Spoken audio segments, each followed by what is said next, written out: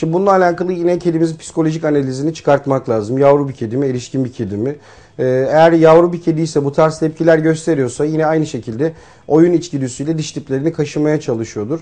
Şu an hani görüntüde de görüldüğü gibi mesela Belkıs'ta erişkin bir kedi olmasına rağmen diş diplerini kaşıma içgüdüsünü sonrasında yalamayla birleştirip kendine göre bir sevgi gösterisinde bulunuyor ve bunun dozajını ayarlayabiliyor.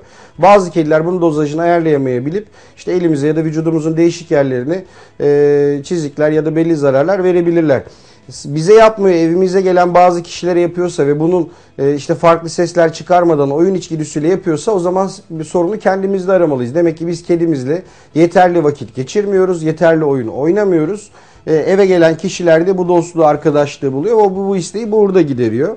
Ya da zarar verme içgüdüsüyle yapıyorsa o zaman demek ki kedimiz bu noktada sosyal değil. Yine aslında belli noktalarda sorunu yine kendimizde aramakta fayda var. O zaman kedimizi daha fazla sosyalleştirmeliyiz. Eve gelen her kişiyle yavruluktan itibaren ya da aldığımız andan itibaren görüştürürsek bu tarz tepkileri olduğu zaman cezalandırma metodu, yani kedinin bulunduğu ortamdan kesinlikle çıkartılması, yapma dur etme deyip elimizi kolumuzu sallarsak o onda bir fotoğraf karesi olarak o kalacaktır ve tekrar farklı bir davranış sergilediği zaman, çünkü kediler sahiplerini de kıskanabilirler.